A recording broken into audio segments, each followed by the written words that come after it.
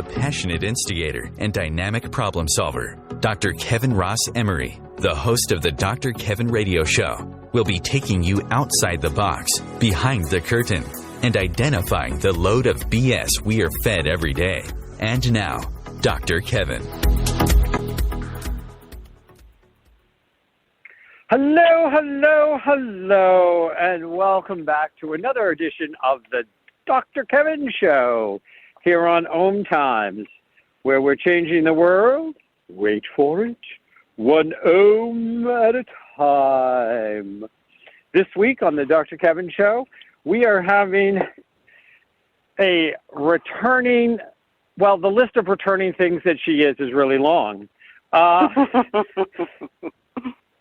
She is a returning friend, not that she ever left as a friend, but she is also returning to this show where she helped me do, I think, one or two different poetry shows through the years on the Dr. Kevin Show, if I remember correctly.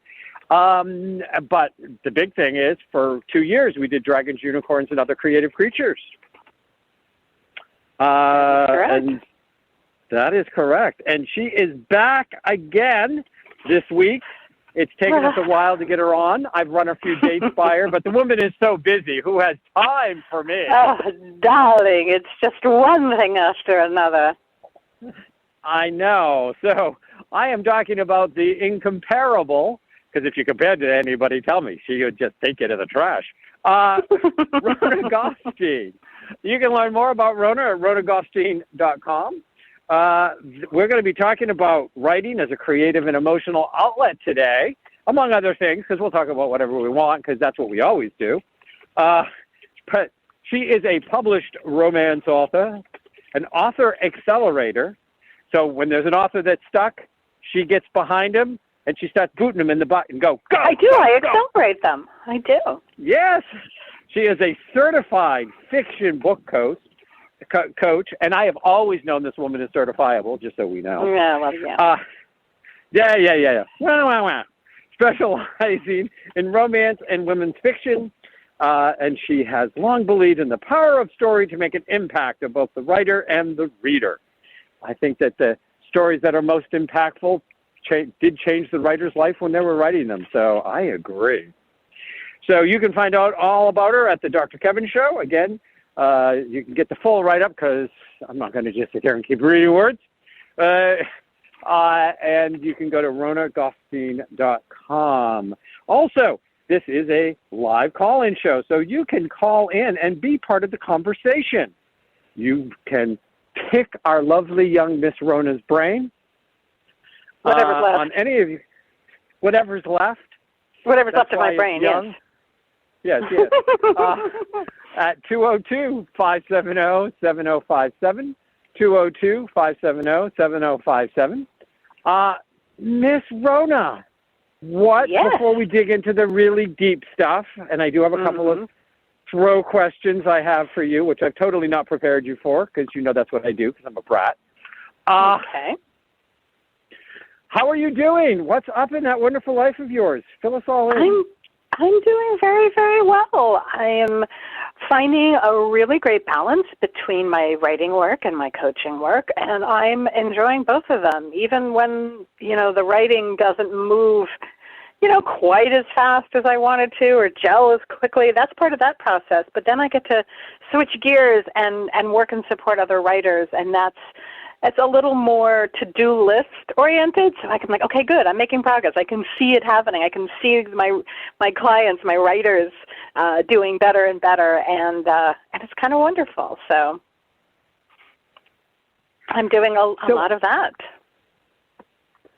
So as obviously someone who is a writer, I've always held to the fact of the variety of writing processing styles, because let's face it, no two writers write in the same way. No.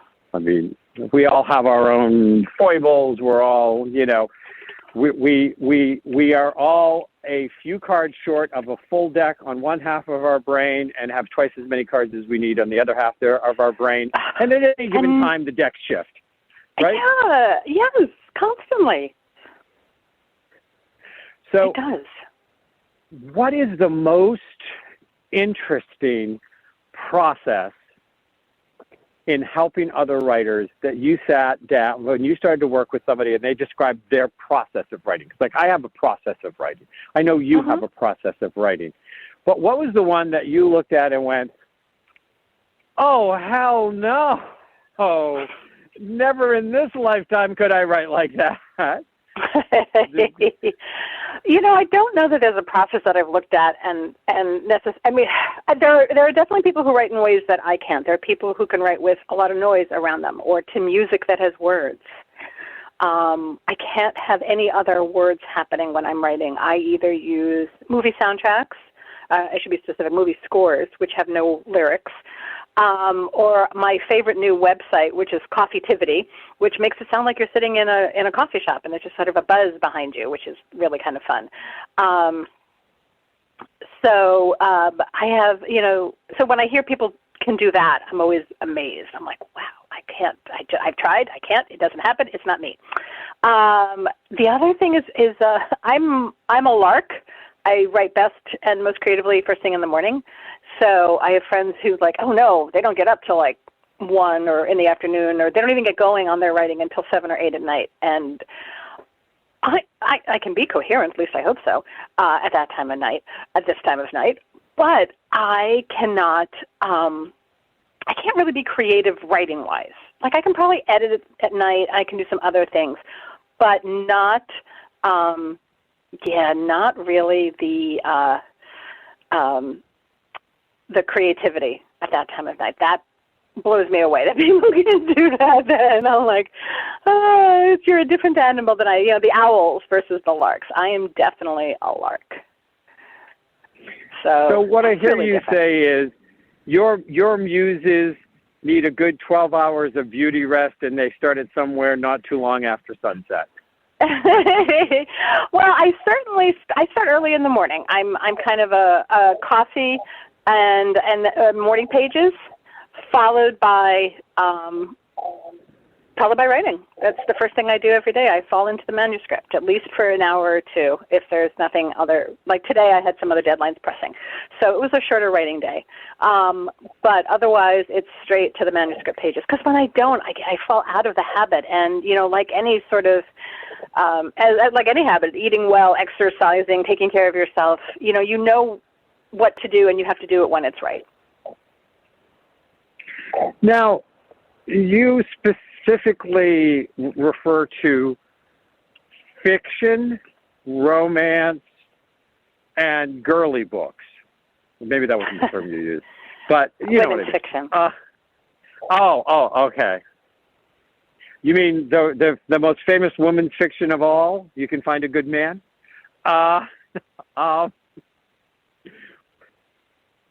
Do you see yourself ever stepping out of those genres? Or are you just like solidly like there, and this is my chariot till the end of my days? I read in a huge variety of genres. So, I have, I'm happy to work with writers who work in, young adult isn't a genre, it's an age group, but so I can do that. But I feel like I can, because I understand what it is that the reader is expecting from a romance or a women's fiction novel, I can probably give my best work to those authors. So that's my niche.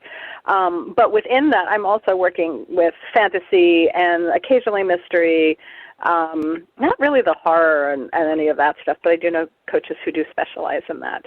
And the nonfiction process is completely different because you don't write the book first if you're seeking traditional publication. So, and the creation of the submission package and the outline is different. And in fact, Author Accelerator certifies coaches differently for nonfiction and for memoir, which is sort of a blend of the two. So I really do feel that I can best serve writers of romance and women's fiction. With a fair amount of, as I said, with some fantasy and maybe light sci-fi, not the hard sci-fi. Okay. Now, I don't know if you've heard this, but I've always heard it that memoirs oftentimes get misclassified as nonfiction when there's no such thing as a memoir out there that somebody wrote about themselves that isn't really actually fiction. Do you agree with that statement, or?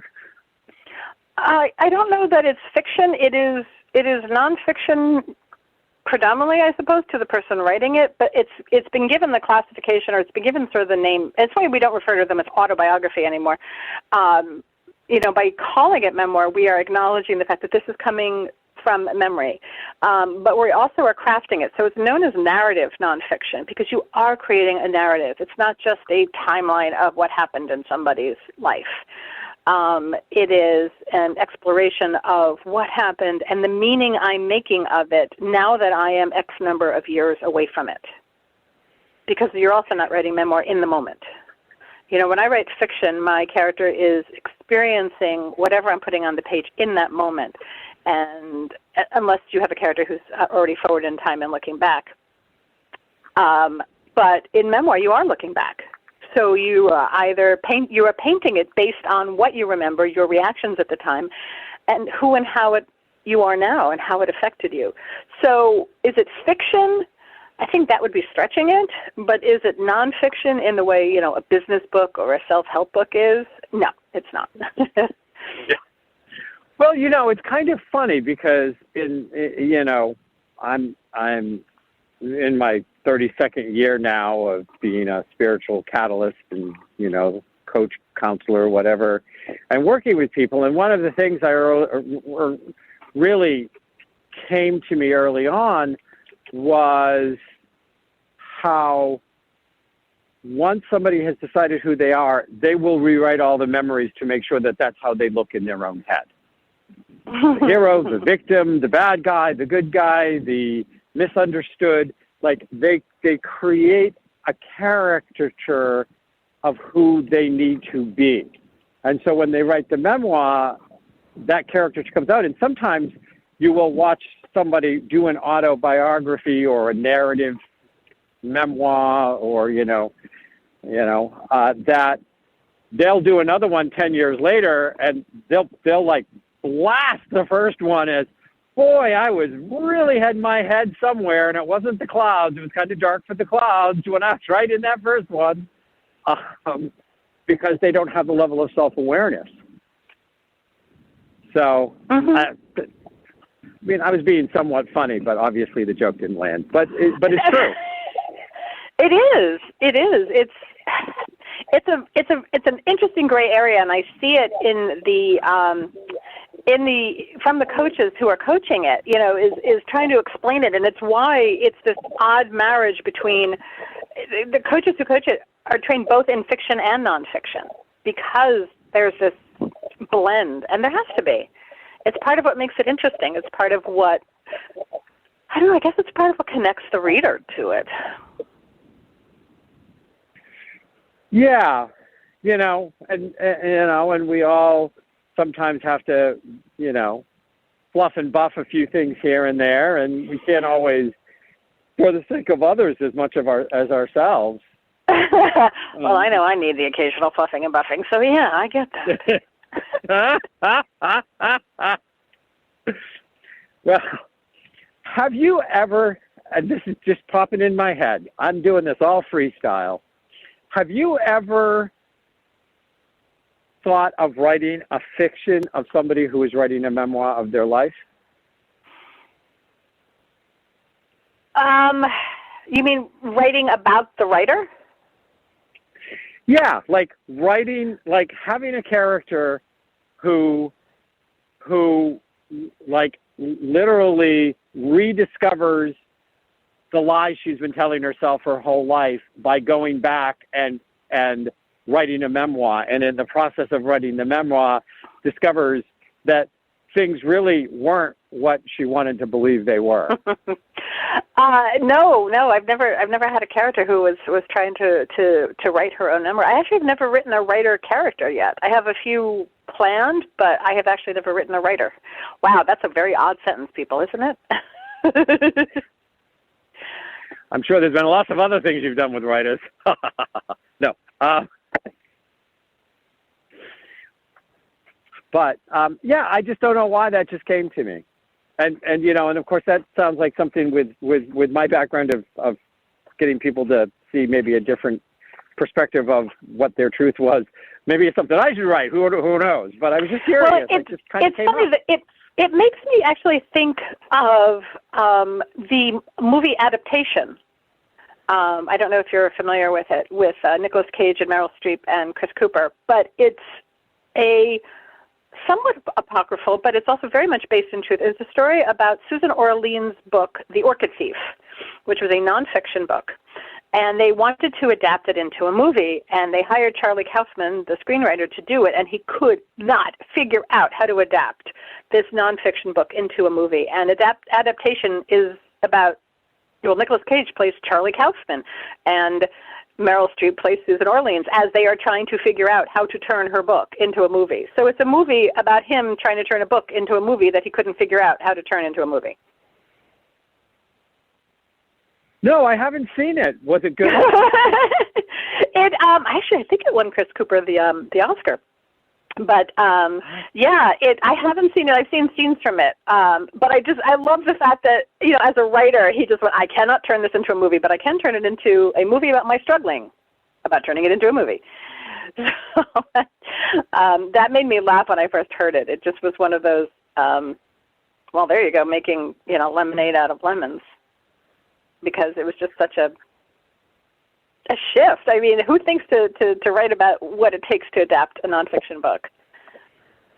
I mean, it's been done successfully. Eat, Pray, Love is a successful adaptation of a nonfiction book into a movie. But yeah, he couldn't figure out how to do it for her book. Okay. So now, how much do you think, as both a writer and, now you're a writer accelerator, I keep on wanting to say, put on the vroom vroom sound effect, vroom vroom. But I guess I'll just have to fake it. So how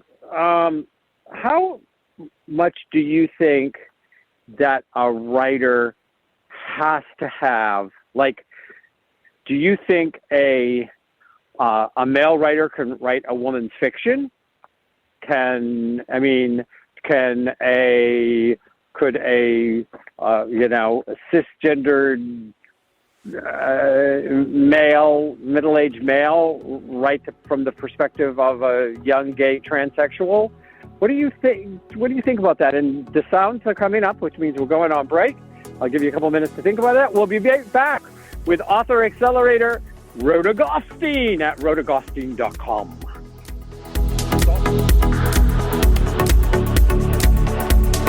Conscious media for conscious minds. OMTimes. Have you ever wondered how to change your love paradigm? The secret key is finding a love partnership, not just a regular connection. How do you find these? Through conscious relationships. Ascending Hearts Dating is a dating site for people like you that believes in second chances and a different type of spiritual connection. Try Ascending Hearts for free today at ascendinghearts.com and change your love paradigm. Ascending Hearts, the premier dating community for the spiritually awake. Hello, I'm Sandy Sedgbeer, host of OMTimes magazine's flagship radio show, What is Going On? My passion is sifting through information, research, and innovations from new thought teachers, speakers, and researchers, pushing back the boundaries of what we know about life, energy, metaphysics, and the universe. I love shifting perceptions about who we are, why we're here, and how quickly impossible becomes normal when we open our minds, expand our awareness, and accept that the only limits that exist are those we place upon ourselves. So if you're the kind of forward-thinking, eager investigator of what lies beyond the current reality that most perceive, why not make a date to come play with me in the field of possibilities at 4 p.m. Pacific Time, 7 p.m. Eastern Time every Thursday, and together we can discover what's really going on. Coping-19, brought to you by CDC and the Ad Council. If you're feeling increasingly lonely right now, you're not alone. It's totally normal. Even though we may not be able to get together in person, connecting virtually with friends and family still gives you a chance to interact with people and may help raise your spirits. Join a virtual book club, set up group text chats, or online video coffee breaks with coworkers.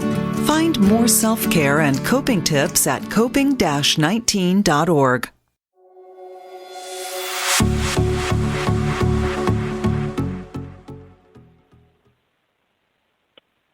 Hello, hello, hello, and welcome back to the Dr. Kevin Show here on OMTimes.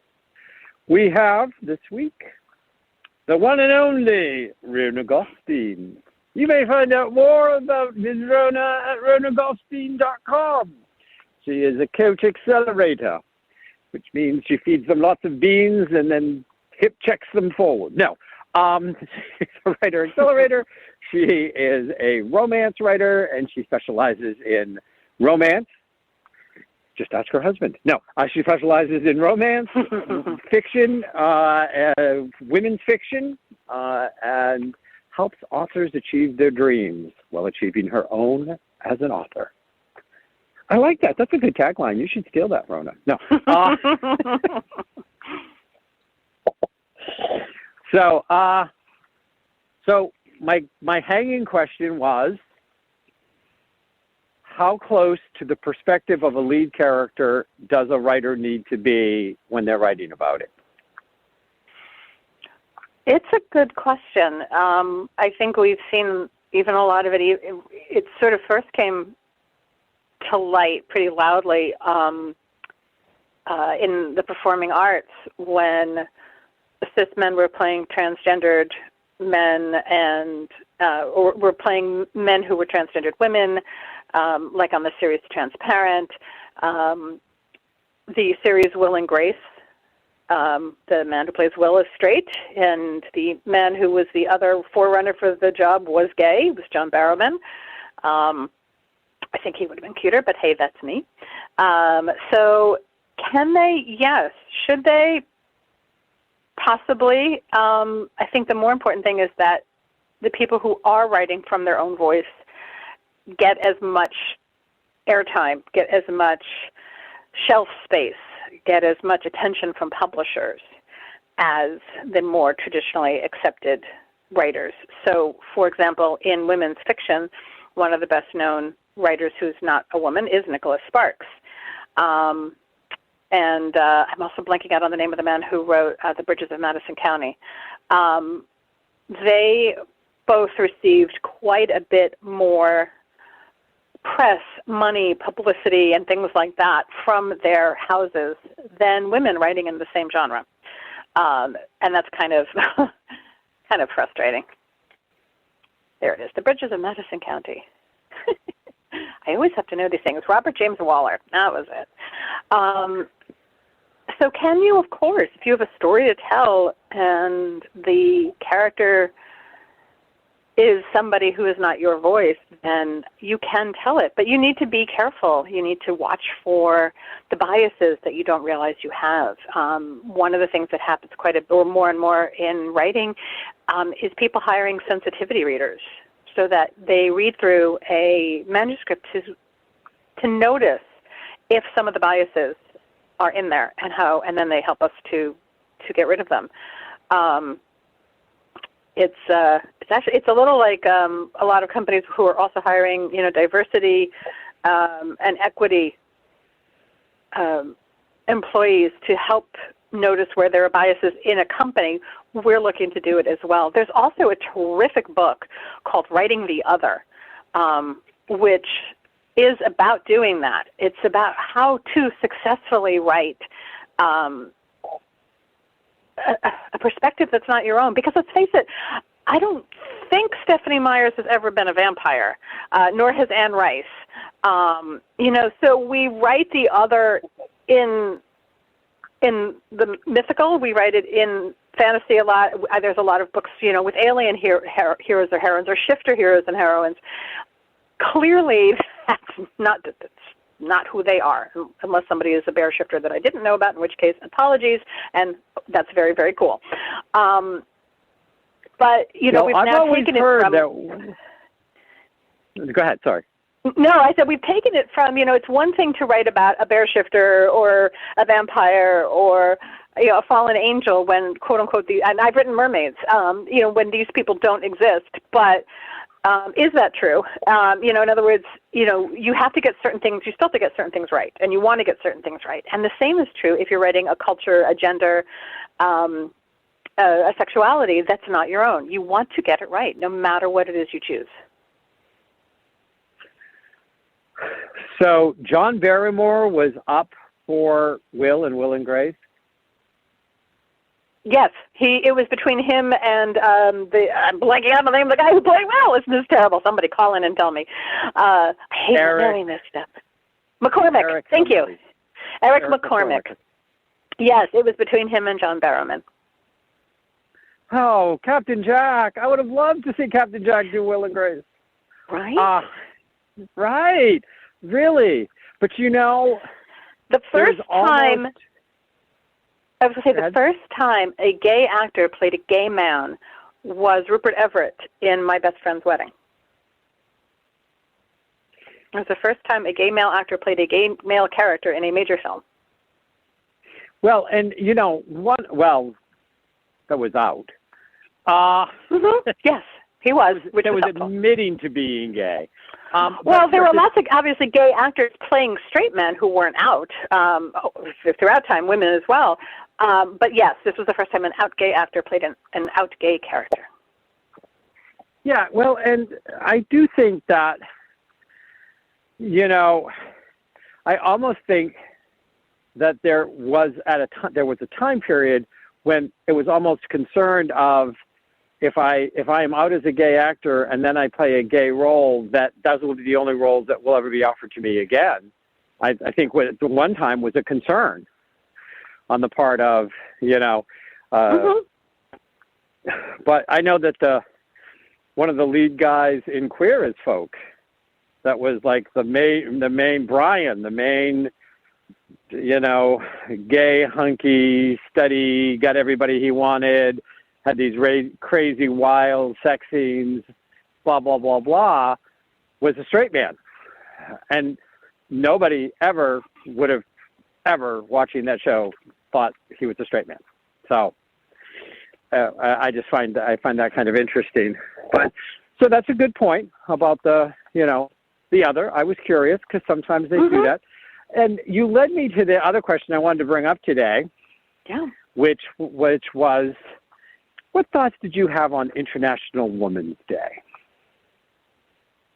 That if you have to single out one day for anything, you're clearly stating there's an issue. And I believe that about Valentine's Day, so there you go. Yeah. Well, I mean, it's really interesting. Look at the things that we have a day for, and then look how we acknowledge those things on a daily basis. So, and I'll take Valentine's Day as the romance author. I'm sorry, everybody, but Valentine's Day does not get you off the hook for the other 364 days. I believe that romance, caring, connection, and all the things that, to me, romance is about should be part of your relationships all the time. And then flowers and chocolates can be given anytime. So Mother's Day, I mean, let's look at how we actually honor mothers the other 364. Even fathers and how we acknowledge what they do the other days. So any of those sort of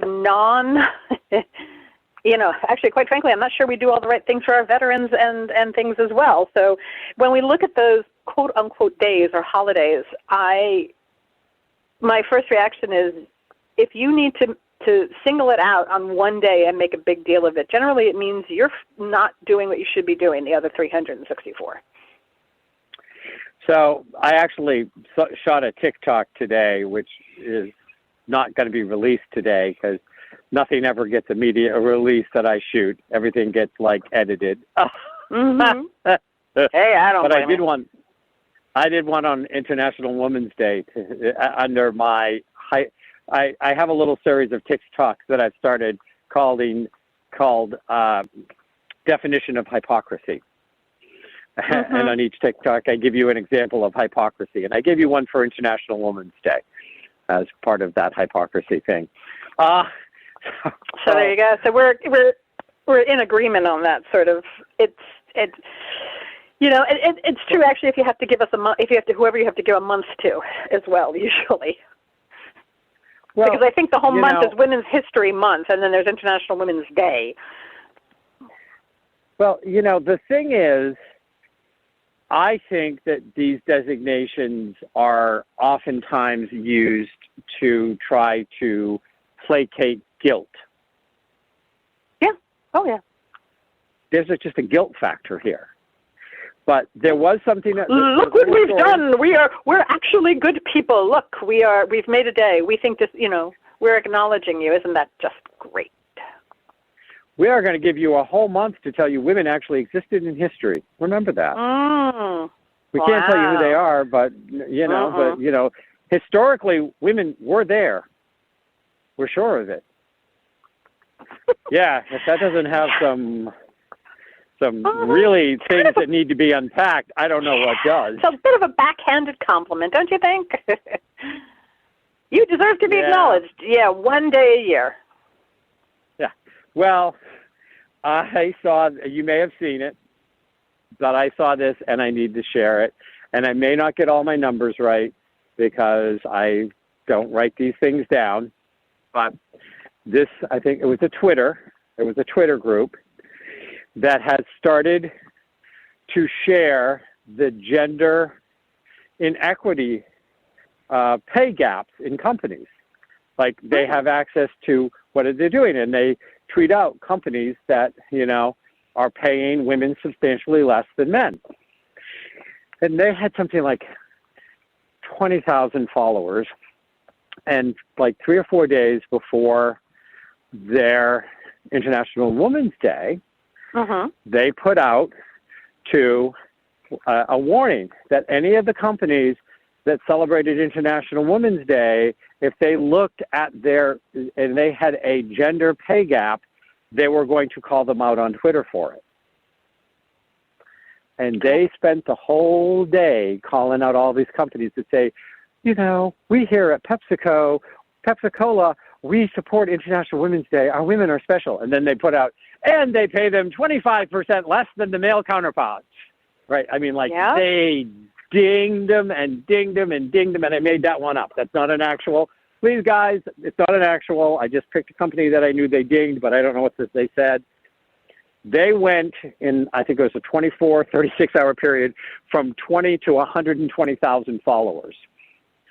Just blew it up. And I am laughing my butt off. I had some friends who did this in the last 2 years with the companies who did the We Stand with Black Lives Matter. They're like, that's great. Can I see a picture of your board? Can I see a picture of your vice presidents? Yeah. Try again. And yep.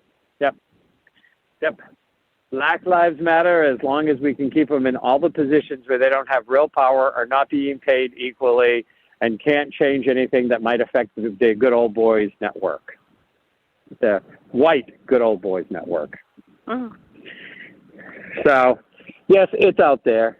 And if you want to know how I tied International Women's Day into a place of hypocrisy, make sure you check out my TikTok at My Dr. Kevin. It should be coming to a TikTok show near you soon. Bring popcorn. Yes, absolutely. So, I wanted to throw that out. I thought, A, you would get a kick out of it, and B, it's one of the reasons I brought up International Women's Day, because, and you think it was planned. You brought up the whole thing about Nicholas Sparks and the guy that wrote the Bitches of Madison County. How they got paid as males. And, I just actually, it was just a few days ago where this guy who's an engineer had posted out that just like a week and a half ago or something, like the last couple of weeks, that his wife, who was a very talented graphic designer for a company that always gets like top marks on everything, did not get a raise this year. And when when she went and said, why did I not get a raise?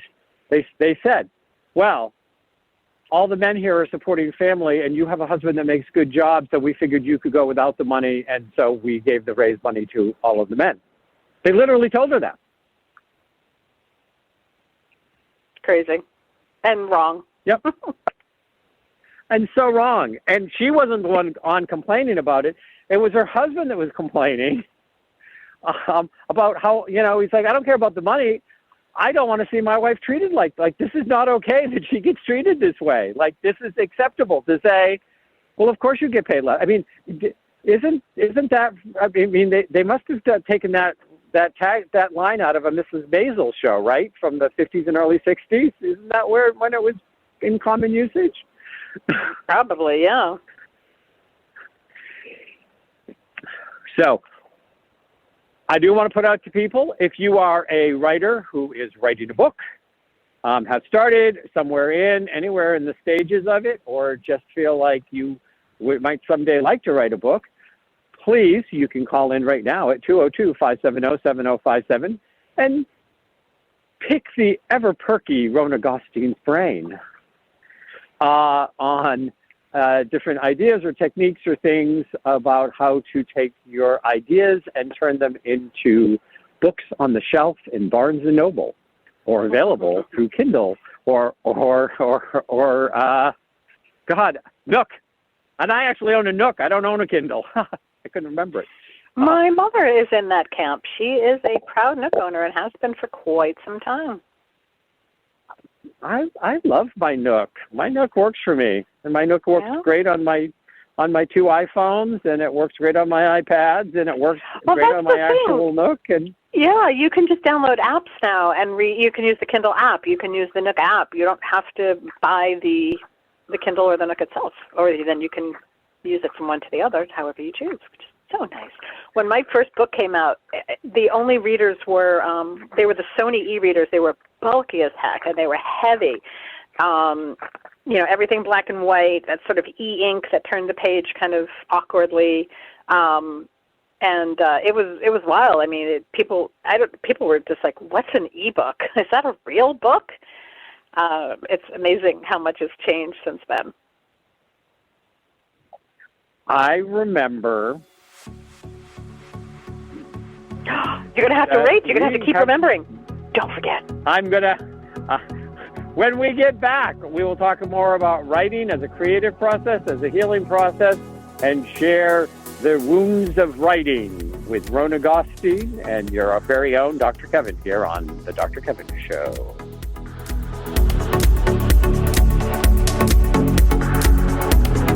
The Real Conscious Connection. OMTimes Radio. IOM FM.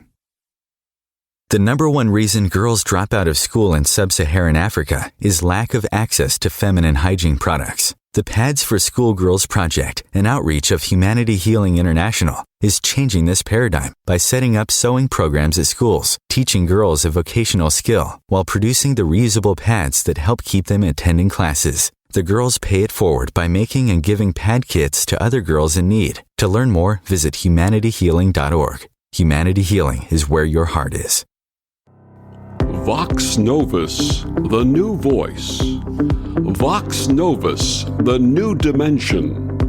Vox Novus, thought and movement leaders who will share from their experience and offer tools to help us navigate our rapidly changing world.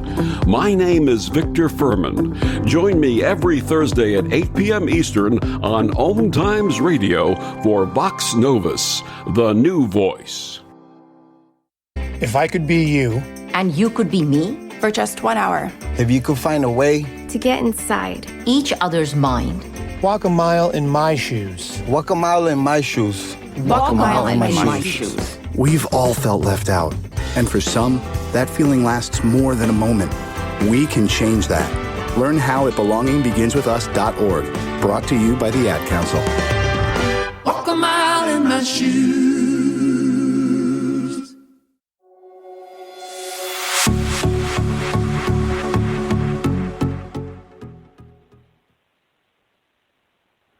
Hello, hello, hello, and welcome back to the last segment of the Dr. Kevin Show here on OMTimes, where we're changing the world, wait for it, one ohm at a time. Tonight's guest is one of my favorite people. We were co-hosts for 2 years on the wonderful Dragons Dragons, unicorns, and other creative creatures. And other creative creatures. I can't believe I passed gas in the middle of that title. But we had that show. It was my polite way of saying a brain fart. Dragons, unicorns, and other creative creatures. 2 years we had that show. We did. We had some amazing guests. I learned so much about how the depth and breadth of creativity and how many creatives do so much more than just the one thing. Like I know writers, and we had several of my writer colleagues on who also did other things. Lisa Janice Cohen, who is a ceramicist, and Elaine Ambrose, who designs and creates clothing. Renee Mallett, who I'm still in touch with, and actually she's going to be starting up a writers guild in our area. But she runs a small studio for other artists, and she writes and makes soaps and lotions, and it blows me away. We did. Yep. We had some amazing people. We had a henna artist, remember? That was such fun. Yep. And I just started actually rereading the Ashland Chase series again. It was somebody else who we had on there. Great. Speaking of somebody who wrote the other, Ash's books are about, dragon shifters and phoenix shifters and the vampire next door and the werewolf upstairs. So, yep. Yep. So people, if you put in dragons, unicorns, and other creative creatures, you can still find all of our shows are still available on YouTube, that people can go back and watch them. We might promote a local event here or there for an artist show because it was about and for promoting local artists. Everybody was local to the Nashua, New Hampshire, Lowell, Massachusetts area. But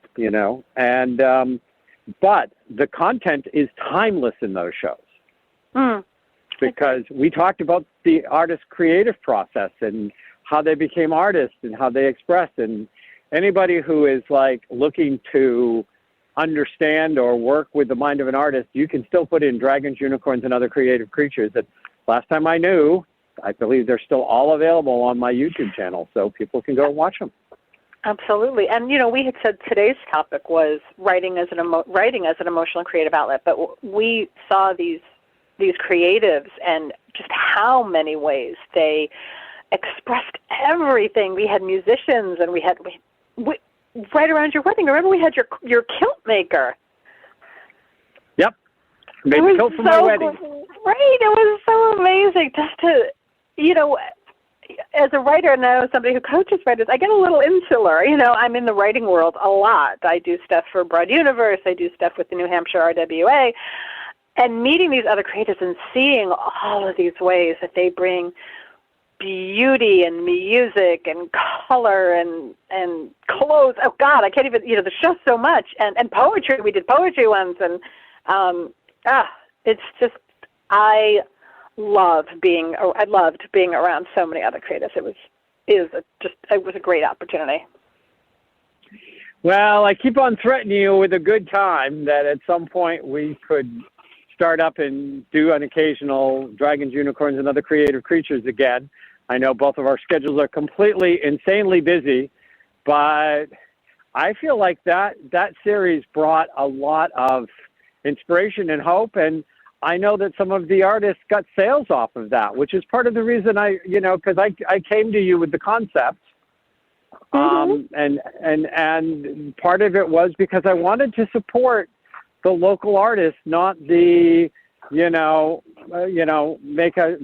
100,000 prints and, make a few more shekels for Walmart, shareholders for something an imitation of something that once upon a time was art. Original art, I mean. Yeah. So, yeah, there aren't a lot of venues for letting people know where they can find art. There's a couple in here in the Merrimack Valley and in Nashua. We're very fortunate. There are studio spaces and artist cooperatives and stuff like that. And it's been interesting even to see through the pandemic, and now that we're somewhat on the other side of it, what creativity happened and what creativity didn't. happen. You know, for some people, the pandemic, it was too hard. It was a time they couldn't create, and they missed that emotional outlet. Now with the war in Ukraine, same kind of thing. Some creatives are affected by this sort of global shift differently. Some people create. That is their response to it. The first person that actually comes to mind is Taylor Swift, who created something completely new for her. If you ever listen to her album Folklore, than she'd ever done before. And it was because she just had to go, she had to be insular. She had to look inside in a way she hadn't in a long time. But yeah, getting to see other people's creative process and the results it's always a gift. Well, and I think that, you know, part of this is for some people, you know, those people that came up, and I can't think of any of their names off the top of my head, but I know that they got some really big followings, like the one guy that would be playing Disney princesses and singing the songs from his balcony, and you know, and put it out. And you know, art and social media created a whole different level. And some of these artists, you know, you can hear them say that, you know, yes, they couldn't play in front of an audience, but the fact that they played and there were people that were responding, or that they knew that people were hearing it, or there was connections being made with Zoom concerts or things like this. I mean, creativity will always find a way. Mm-hmm. Oh, yeah. And I think, thank goodness. And I think that in of itself speaks of why mankind has not become extinct yet, because it's not for its impressive intelligence. If you look at what's going on in the world today, you know, its impressive stupidity is at least equal, if not superior, to its impressive intelligence. Oof, yeah, sad but true. And you know, but we saw a whole new level of creators that just stormed things like TikTok. I was talking about TikTok before. I was really receding to try to do a TikTok the first time. I'm like, I'm just not a kind of TikTok guy. And I said that to somebody, and they looked at me and said, oh, no, you're the perfect TikTok guy. No problem being crazy. I'm like, okay, maybe I am the TikTok guy. The funny thing is, before I started, and I don't spend a ton of time on TikTok, and I rarely ever watch TikTok. I loathe to admit. I don't know why I say loathe. I'm happy to admit, because it is addictive. But, you know, depending, when I ask people, young people, I said, so talk to me about TikTok. I know it's a hot thing and it's a way to be creative or get messages out. And I had young people going, yeah, not your thing. But I had older people going, yeah, you should absolutely do it. And I was like, okay. Because you do TikToks, don't you? No.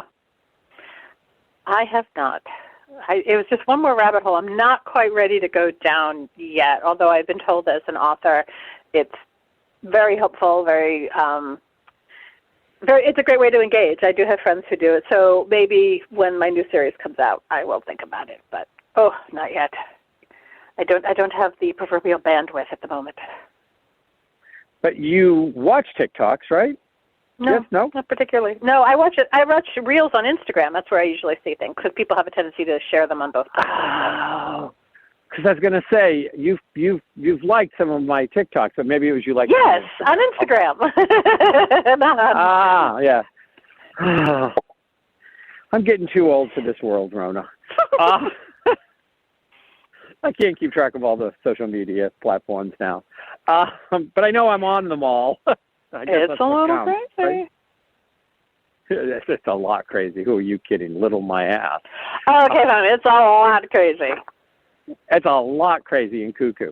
But it has been a great creative outlet. And I think that being able to be creative and not have all of how many stories have we all heard or seen or even read books about over time of truly brilliant creative people who never got their due during life because they didn't have the right connections, they weren't the right gender, they weren't the right skin color, they weren't from the right background, and their stuff is discovered 100 years after they're dead and declared brilliant, but the people of the time, they didn't fit the image of what the artiste should be. The composer, they're playing this woman from 1553 who composed a symphony, and she said when she composed it that she wanted men to understand that they didn't have basically the corner on musical brilliance or something like that. I thought it was, and they're actually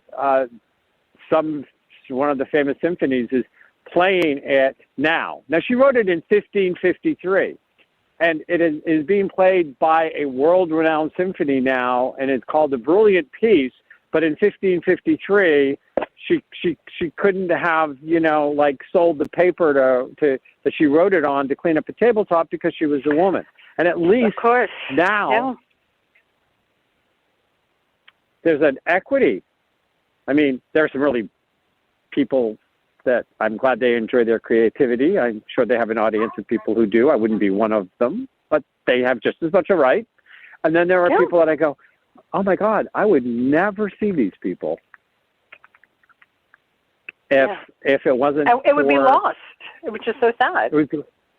Yeah. So you talked about a new series of books out. What can you tell us about this? Now, how many books do you have out now? Under the pen name Rachel Kenley, I think there's 6 or 7 plus 4 or 5 anthologies that I got to edit. But I'm making the shift to self-publishing later this year, I hope. It all depends on how the first book is done, the second book is in process, the third book is giving me a conniption. But the hope is to put out the Fable Notch series later this year. And it's a contemporary small-town romance. And what's the name of the series? Oh, Fable Notch. It's a fictional town I've created in the White Mountains. Oh, okay. Yep. I saw you post something about a book cover on it somewhere. I did. Mm-hmm. Potential book cover. I'm just starting to get that. I'm going to have a very odd, what I'm sure is an odd complaint, but I'm going to put it out to you to see what you have to say about it, since you are a big kahuna in the writing world and all of this stuff. I am barely a kahuna in the writing world, but ask away. So it's going to sound, it's going to sound picky, but I'm reading one of Ashlyn Chase's books right now because when I need downtime and I need to check out, that's the kind of checkout that works for me. Absolutely. She has a main character that's a dragon that has blonde hair and blonde striped, that is very distinctive, that's very well described, that, makes him sound he would be worth, of course, obviously, all of the characters are supposed to be eye candy because that's why you read a book. Okay. And the character on the front of the book cover has dark hair and dark eyes and looks zero like the main character of the book. And every time I pick up the book cover and I look at the guy on the top of at the front of the cover, I just go, that is so terribly wrong. She described this very distinctive look that would have been very eye-catching, and whoever did the artwork for the front cover put something that was like 180 degrees opposite. Why does that happen? And who? I mean, was this? I mean, I love Ashlyn. I'm enjoying her books for the second time. I read them when she first was on the show, which was at least 4 or 5 years ago, and I decided to just poke through them again. But, I mean, was that something that the writer should have caught? Was that something to do with the publisher? Or, it's the publisher. The writer has no say. The writer has next to no say when it's a traditionally published novel. We can tell them, my publishers, which were very small, sent me cover questionnaires about what I wanted. But ultimately, they had some that they finished that I didn't like, and they said, well, sorry, but this is what we're going with. We're not making another change. So, no, she had no say in what the cover was. And it's funny because to me it almost doesn't matter. I mean, it doesn't. To me, the heroes in my head are always tall, dark, and handsome. So it doesn't matter how many times you tell me he's blonde or a redhead or what. I'm going to see tall, dark, and handsome. So it doesn't matter what you put on the cover either. So, but no, unfortunately, this is actually one of the things authors in self-publishing like, is that we do have that kind of control. We can put the people on it that are a better match, at least for who we want. Okay. I mean, I don't know if you've ever heard anybody ever label that complaint again. I suppose it's one of my idiosyncrasies, but I do. I mean, authors certainly have that complaint. Like. Yeah, no, authors have certainly had that complaint. They are not happy with their covers, but they don't. Covers are a marketing tool, and therefore that it's considered out of the author's purview. Well, so I have to tell you, some days when I hear, especially, when you have big authors that make the way by deciding that they're going to self-publish and strike out and make it a more viable market. I think that happens when you have people like Anne Rice did for some of her work. I know Steve. Anyways, that is our show. Rona, a pleasure as always. Tell me you're going to come back. As always. Next week, guys, come back to the Dr. Kevin Show, and we will be having Rob Stewart and Planetary Influences. Find out what's going on in the stars in the skies and how it's going to influence your life. Right here on the Dr. Kevin Show on OMTimes.